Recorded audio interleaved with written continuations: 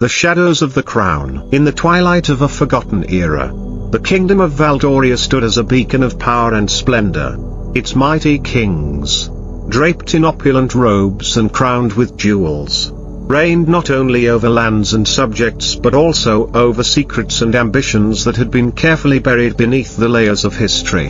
The corridors of Valdoria's ancient palace whispered tales of valor, treachery, and sacrifice, a tapestry woven with the threads of royal blood and the weight of destiny. The birth of a legacy. King Alaric the Resolute was the founding monarch of Valdoria.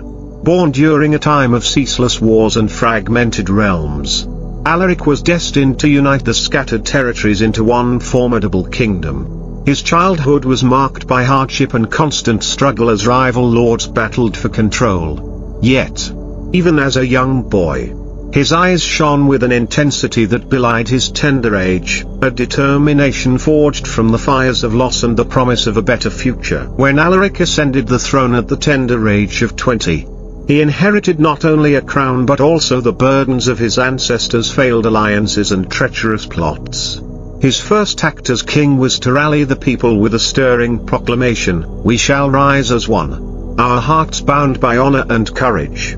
For the future is ours to command." His words ignited a spark in the hearts of his subjects, and under his leadership, the once fractured lands began to heal. Alaric's court was a vibrant tapestry of loyalties and rivalries. Among his closest allies was Sir Cedric, a knight of unwavering honor whose blade had defended the kingdom through countless battles. Yet even within this circle of trust, shadows lurked, a reminder that the path to greatness is never free of betrayal. 2. The web of intrigue. As Valdoria flourished, whispers of discontent began to echo from its neighboring realms. King Roderick of the Northern Territories envied the unity and prosperity of Valdoria, while noble families within the kingdom secretly plotted to usurp Alaric's power. One such conspirator was Lord Edmund, a man of cunning intellect and insatiable ambition. He had risen to prominence in the court through his charm and persuasive words. But behind his courteous smile lay a heart filled with envy and a desire for absolute control. Lord Edmund forged alliances with disgruntled nobles and even courtiers disillusioned by Alaric's benevolence. He whispered promises of wealth and influence to those willing to join his clandestine plot. In the dimly lit chambers of his private estate, Edmund meticulously crafted his plans, gathering documents, letters, and evidence that he hoped would one day justify his treachery. He believed that by orchestrating a coup, he could rule Valdoria with an iron fist, establishing a new order where loyalty was bought and power was absolute. Meanwhile, King Alaric, ever vigilant, sensed the brewing storm. He convened secret councils with his most trusted advisors, including Sir Cedric and the wise Chancellor Leopold. The seeds of betrayal have been sown. Alaric confided one misty evening in the royal gardens: "We must act swiftly, for the integrity of our kingdom depends on our ability to root out these traitors before they take hold." 3. The rise of the rival king. Beyond the borders of Valdoria lay the realm of Alesia, ruled by King Theodoric the Unyielding. Theodoric was a formidable adversary. His kingdom had long been a rival to Valdoria's, defined by its martial prowess and relentless ambition. Unlike Alaric, whose strength was tempered by compassion, Theodoric believed in the raw, unyielding exercise of power. His armies marched with a singular purpose: to expand his dominion and erase any sign of weakness in his enemies. Theodoric's ambition had been stoked by years of rivalry and enmity. He had once been an ally to Alaric, united by a common enemy. But as Alaric's influence grew, so did Theodoric's jealousy. Convinced that the time had come to seize the reins of fate, Theodoric declared war on Valdoria. His declaration was not merely a military call to arms, it was an ideological challenge, a contest between a kingdom of unity and one of conquest. The clash between the two realms was inevitable. The armies of Alesia, clad in dark armor and bearing fierce standards, crossed the border under a sky that seemed to echo their war cries. Alaric, determined to defend his people and preserve the fragile peace he had built, led his knights into battle. The fields of Valdoria soon became a battleground where loyalty, honor, and ambition collided with the thunder of hoofs and the clangor of steel. 4. The battle for the soul of the kingdom. On a bitter winter's morning, as frost glazed the battlements of Valdoria's fortress, the two armies met in a confrontation that would determine the future of both kingdoms. The clash was fierce, with the roar of battle drowning out the cries of wounded men and the solemn tolling of bells in the distance. King Alaric fought valiantly, his sword flashing as he repelled wave after wave of Theodoric's forces. Sir Cedric, ever loyal, led a crucial flank charge that temporarily shifted the balance in Valdoria's favor. Yet, amidst the chaos of battle, the internal strife planted by Lord Edmund began to surface. Rumors of betrayal and hidden saboteurs spread through the ranks like wildfire, undermining the unity that Alaric had so painstakingly nurtured. In the midst of the turmoil, a fateful duel unfolded on the blood-soaked field. King Theodoric, his eyes ablaze with ruthless determination, sought out King Alaric. Their swords clashed in a symphony of sparks and sorrow, a dance of fate that would decide not only their own destinies but also the soul of their kingdoms. The duel was a microcosm of the larger conflict, a struggle between ideals, honor, and the corrupting allure of unchecked ambition. As the duel raged on, whispers of treachery reached Alaric's ears. In a moment of weakness, he recalled the cryptic warnings of Chancellor Leopold about hidden forces within his court. Doubt gnawed at the heart of the resolute king. Was the treachery of Lord Edmund seeping into the very marrow of his army, weakening them from within? The betrayal in the shadows. In the aftermath of the brutal duel, when the battered armies retreated to tend to their wounds, King Alaric convened a council to address the growing threat of internal dissent. It was during this meeting that Chancellor Leopold presented damning evidence implicating Lord Edmund. A series of intercepted letters and forged documents pointed to secret meetings with emissaries from King Theodoric's court. The betrayal was undeniable, and Alaric's heart sank with the realization that the enemy was not only across the border but nestled among his trusted advisors. Lord Edmund, confronted with irrefutable evidence, attempted to deflect blame. "My intentions were misunderstood," he claimed, his voice trembling with both fear and arrogance. "I sought to reform our kingdom, to bring forth a new era of prosperity. But you, King Alaric, have blinded yourselves with sentimentality, leaving us vulnerable to the cruel realities of power." Alaric's eyes hardened with resolve as he delivered his verdict. Edmund was to be imprisoned in the deepest dungeons of the palace, his fate a stark warning to all who would dare betray the sacred trust of the crown. Yet, even as the conspirator was dragged away in chains, the scars of treachery had already seeped into the hearts of many. The unity that had been the kingdom's strength was now in peril, and the looming threat from King Theodoric remained ever present. The twilight of kings. In the following months, as the kingdom struggled to rebuild its fractured spirit, rumors of a mysterious figure began to circulate, a woman of great beauty and even greater mystery. Lady Isabella, a noble woman with a tragic past, emerged from the shadows of court intrigue. Once a favored consort of a long-departed king, Isabella's knowledge of the hidden corridors of power and the secrets of royal lineage made her a formidable player in the unfolding drama. Lady Isabella, with eyes as deep and tumultuous as the ocean, sought to use her influence to shape the fate of Valdoria. Her motives were shrouded in mystery. Some believed she aimed to restore the old ways of chivalry and honor, while others whispered that her true ambition was to ascend the throne herself. Drawn into the inner circles of the court, Isabella formed a clandestine alliance with several disillusioned nobles who shared her vision of a reformed kingdom. Yet, as she navigated the treacherous waters of court politics, Isabella found herself torn between the ideals of justice and the harsh realities of ambition. In the quiet hours of the night, when the palace slept under a blanket of uneasy peace, she would often gaze out of her tower window, contemplating the choices that lay before her.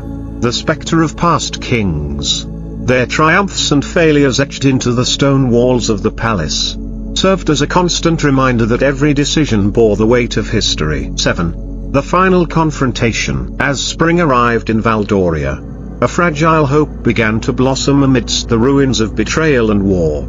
King Alaric, having purged the treacherous elements within his court, sought to reconcile the wounds inflicted by both internal strife and external aggression. Determined to negotiate a lasting peace with King Theodoric, Alaric sent emissaries to the enemy's camp, proposing a parley that could end the cycle of bloodshed. The proposed meeting was to be held in the neutral territory of Ebonwood, a dense forest said to be imbued with ancient magic and guarded by reclusive druids. Both kings, carrying the weight of their people's hopes and fears, journeyed to the appointed site accompanied by their closest confidants. The air was thick with tension as the two rivals met under the towering oaks, the ancient trees bearing silent witness to the unfolding drama. In the clearing, King Alaric and King Theodoric sat across from one another at a weathered stone table. The atmosphere was charged with the anticipation of reconciliation, or the spark that could reignite the flames of war. Let us lay down our arms and forge a future built on mutual respect and unity, Alaric implored, his voice steady despite the storm raging within his soul. King Theodoric's response was measured, his gaze inscrutable. Peace is a fragile thing, built on the remnants of trust and honor. Tell me, King Alaric, can you truly cast aside the ghosts of betrayal that haunt your court? His words, though diplomatic, carried the weight of years of rivalry and skepticism. For a moment, silence fell, a pause that seemed to stretch into eternity, until the soft rustling of leaves and the distant call of a nightingale punctuated the stillness. Unbeknownst to the two kings, a new threat was gathering strength in the shadows. Lady Isabella, having clandestinely followed the proceedings, recognized an opportunity to reshape the destiny of Valdoria. In a daring move, she revealed herself to both monarchs. The time has come to cast off the shackles of old enmities, she declared, her voice resonating with a fervor that silenced even the murmuring of the trees. We stand on the precipice of a new era, one in which the crown is not a symbol of domination, but of service and sacrifice. Her words stirred something deep within the hearts of the assembled. Some saw in Isabella a visionary who could unite the fractured kingdom, while others suspected that her ambitions might hide ulterior motives. The tension in the clearing thickened. The fate of the kingdoms poised delicately on the edge of her proclamation. 8. The aftermath of destiny. The negotiations in Ebonwood unfolded slowly, each word measured, every gesture laden with hidden meaning. In the days that followed, emissaries returned to their respective courts with news of the meeting, news that carried both hope and trepidation. For King Alaric, the parley with Theodoric marked a turning point. He began to implement reforms within Valdoria aimed at restoring faith in the monarchy and healing the deep divisions wrought by betrayal. New councils were established, where voices from every corner of the kingdom could be heard, and policies were enacted to promote justice and equality. Yet, even as progress was made, the scars of past conflicts remained. The legacy of treachery was not easily erased, and many nobles harbored lingering resentments. Lord Edmund's imprisonment served as a stark reminder that even those closest to the crown could harbor ambitions that threatened to unravel the delicate tapestry of unity.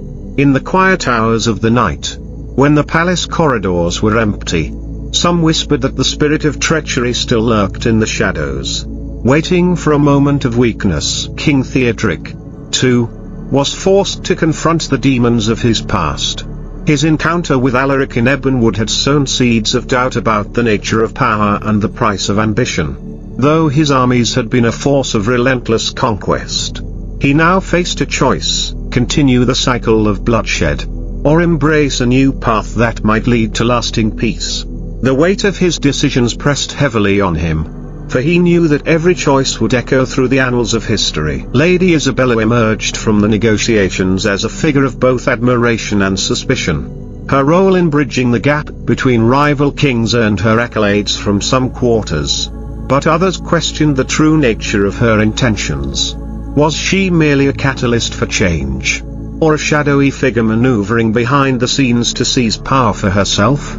Her enigmatic smile and piercing gaze left many uncertain about her future role in the kingdom's destiny. 9. A kingdom reforged. Years passed, and the kingdom of Valdoria slowly transformed under the dual legacies of King Alaric and King Theodoric.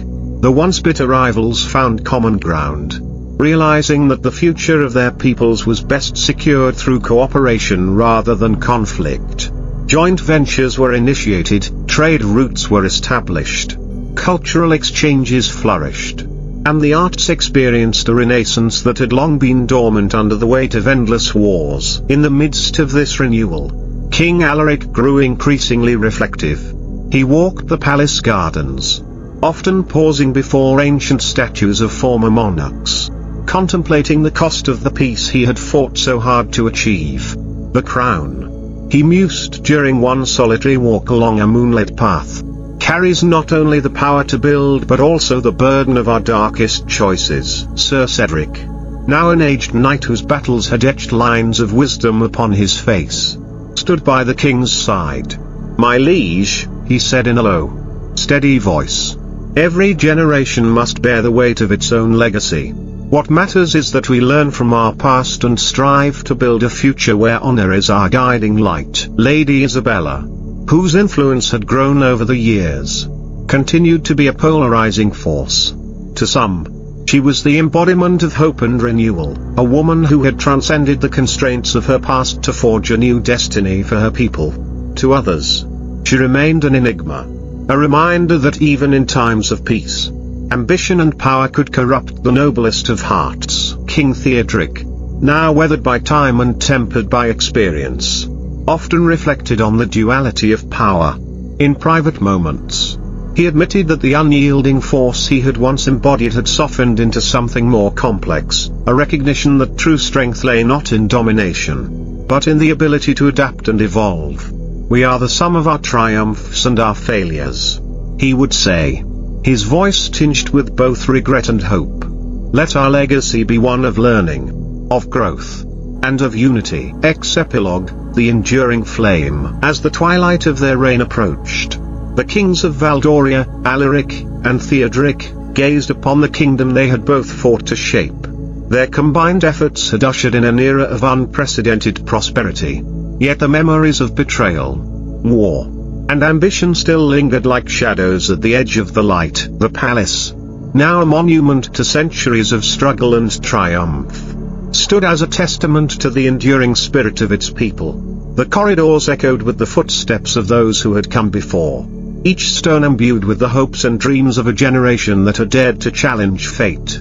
In the grand hall where decisions were made and alliances forged, portraits of past kings gazed down upon the present, silently urging future rulers to remember the lessons of history. Lady Isabella, whose destiny remained intertwined with the kingdom's future, took on the role of a guardian of tradition and innovation. She organized assemblies where scholars, warriors, and commoners alike could debate and discuss the path forward.